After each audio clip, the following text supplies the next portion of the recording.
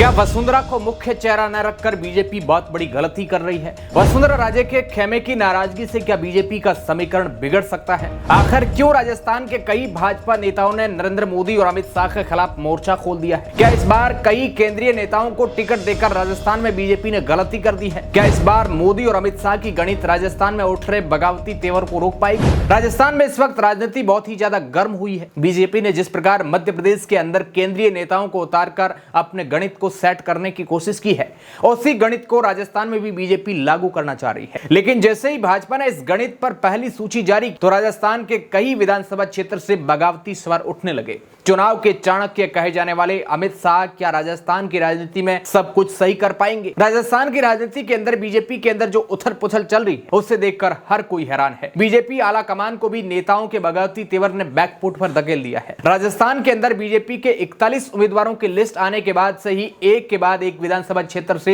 बगावती सुर उठ रहे हैं। हालांकि कई जगह से खबरें आ रही हैं कि भाजपा के नेतृत्व को पहली लिस्ट को बदलना पड़ सकता है। बीजेपी की पहली लिस्ट में वसुंधरा के खेमे के कई लोगों के नाम गायब, खुद वसुंधरा राजे का भी नाम पहली लिस्ट से गायब। जयपुर की 2 सीटों पर काफी तनातनी का माहौल है। राजस्थान के सांचौर विधानसभा क्षेत्र पर भी काफी तनातनी का माहौल है। सबसे पहले राजस्थान के सांचौर विधानसभा पर बात करते हैं। वहां पर बीजेपी की हाई कमान ने देवजी पटेल जो कि सांसद है उन्हें टिकट देकर बहुत बड़ी गलती कर दी। हालांकि बीजेपी का यह एजेंडा था कि कांग्रेस के मंत्री सुखराम बिश्नोई जो राजस्थान के अंदर काफी मजबूत पकड़ रखते हैं, इस वजह से उन्होंने केंद्रीय सांसद देवजी पटेल को उनके सामने उतारा। लेकिन वहां से पहले उम्मीदवारी कर रहे 2 बीजेपी के नेता दानाराम चौधरी और जीवाराम चौधरी लगातार देवजी पटेल का विरोध कर रहे हैं। वहां के लोग भी देवजी पटेल को लेकर काफी गुस्सा है और ऊपर से बीजेपी के इन 2 नेताओं के बगावती तेवर वहां पर बीजेपी की सीट का समीकरण बिगाड़ सकते हैं। ये दोनों नेता वहां से भाजपा आलाकमान से नाराज है। टिकट मिलने के बाद जब देवजी पटेल सांचौर पहुंचे तो उन्हें काले झंडे दिखाए गए, उनकी गाड़ी पर हमला हुआ,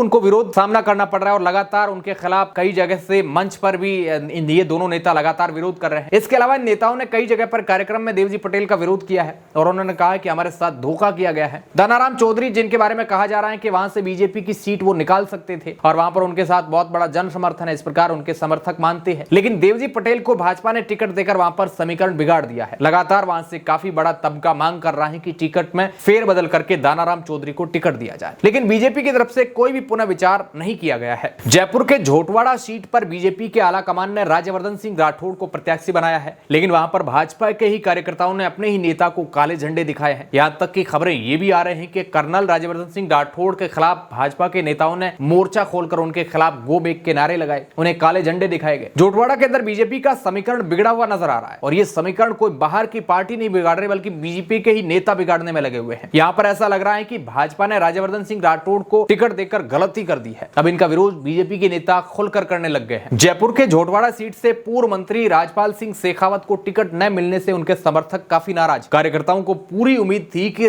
राजपाल सिंह शेखावत को टिकट मिलेगी, लेकिन बीजेपी ने यहाँ पर राज्यवर्धन सिंह राठौड़ को टिकट दे दिया। इसके बारे में ही राठौड़ और शेखावत के समर्थक दोनों आमने सामने हो गए हैं। इस आमने सामने की लड़ाई को देखकर ये लग रहा है कि यहाँ पर भाजपा के टिकट देकर इस सीट का जो है समीकरण बिगाड़ दिया है। नौबत यहाँ तक आ चुकी है कि कर्नल राज्यवर्धन सिंह राठौड़ को बीजेपी के कार्यकर्ताओं ने काले झंडे दिखाए, यहाँ तक कि इस दौरान उन्होंने गो बैक के नारे भी लगाए। इसके अलावा उन्होंने ये भी नारे लगाए कि झोटवाड़ा का एक ही लाल, राजपाल राजपाल। यहाँ पर राठौड़ ने कार्यकर्ताओं को शांत करने की बहुत कोशिश की। उसका वीडियो लगातार सोशल मीडिया पर वायरल हो रहा है, लेकिन किसी भी बात को वो जो कार्यकर्ता है वो सुनने को तैयार नहीं थे। राज्यवर्धन सिंह राठौड़ के बीजेपी में शामिल होने की बात करें तो साल 2013 में वे सेना के वॉलंटरी रिटायरमेंट लेने के बाद वे बीजेपी में शामिल हुए थे। 2014 में जयपुर ग्रामीण निर्वाचन क्षेत्र राजस्थान से कांग्रेस के डॉक्टर सीपी जोशी को हराने के बाद वो 16वीं लोकसभा के लिए चुने गए थे। जीत के बाद केंद्र की मोदी सरकार उन्हें सूचना और प्रसारण राज्य मंत्री बनाया गया था। इसके बाद में युवा मामलों और खेल मंत्रालय के राज्य मंत्री का स्वतंत्र जो प्रभार है उन्हें दिया गया। 2019 के जो लोकसभा चुनाव में भी उन्हें दोबारा जयपुर ग्रामीण लोकसभा सीट से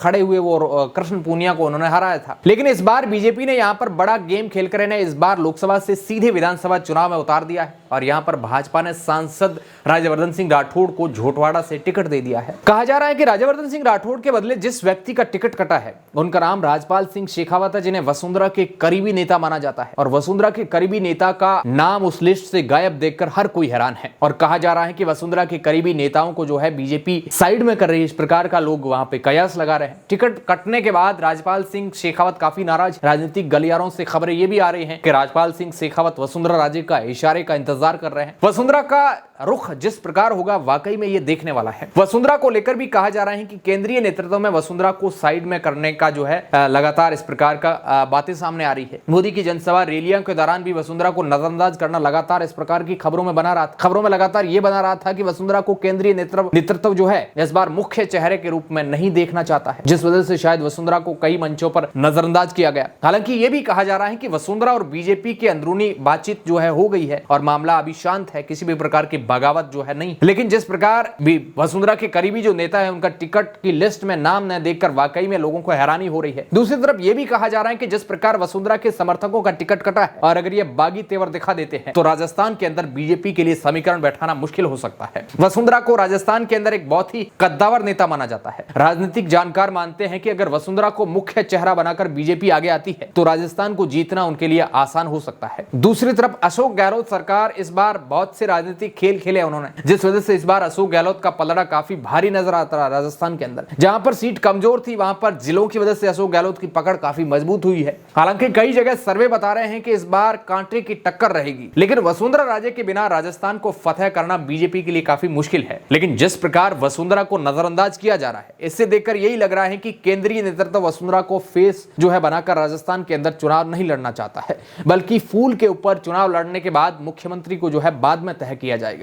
लेकिन क्या बीजेपी के नेतृत्व का यह फैसला उनके लिए सही जाएगा या नहीं, या फिर यह मामला उल्टा पड़ जाएगा? लेकिन क्या वसुंधरा राजे की खामोशी बड़े तूफान का इशारा कर रही है? खुद वसुंधरा राजे का नाम भी पहली सूची में अभी तक नहीं आया है, लेकिन भाजपा का केंद्रीय नेतृत्व अगर वसुंधरा राजे को बाहर का रास्ता दिखाता है तो यह बीजेपी के लिए बहुत बड़ा खतरा है राजस्थान के अंदर। अशोक गहलोत को टक्कर देने वाला नेता अगर कोई राजस्थान में है तो वह वसुंधरा राजे को माना जाता है, और अगर वसुंधरा राजे नहीं होती है तो कहा जा रहा है कि बिना दूल्हे की बारात राजस्थान के अंदर होने वाली है और इसका फायदा कांग्रेस को बहुत बड़े स्तर पर मिल सकता है। बीजेपी के कार्यकर्ताओं ने ये बगावती तेवर बीजेपी को कमजोर कर सकते हैं, जिस प्रकार खबरें अलग अलग इलाकों से आ रही है। और अगर राजस्थान इस बार बीजेपी के लिए बहुत इंपॉर्टेंट राज्य है एक प्रकार से, और राजस्थान के समीकरण ही आगे लोकसभा चुनाव के समीकरण को तय करने वाले हैं। राजस्थान की एक एक सीट बीजेपी के लिए बहुत इंपॉर्टेंट है। अगर इस तरह जगह जगह से बगावती तेवर सामने आते रहे तो वोटों का सारा समीकरण है जो राजस्थान के अंदर बिगड़ सकता है। राजस्थान की राजनीति काफी ज्यादा गर्म है। कांग्रेस के नेताओं की सूची जारी करनी बाकी है और बीजेपी का जिस प्रकार ये मामला चल रहा है, इसे लेकर आप क्या सोचते हैं? आप राजस्थान की राजनीति को लेकर क्या सोचते हैं? इस बार किसकी सरकार बन सकती है? लोगों के सर्वे क्या कहते हैं? ये तो आने वाले वीडियोज में हम आपको बताते रहेंगे। और इसी प्रकार की नॉलेजेबल और राजनीति से जुड़ी खबरें देखने के लिए आप आर मीडिया चैनल को सब्सक्राइब करें। धन्यवाद।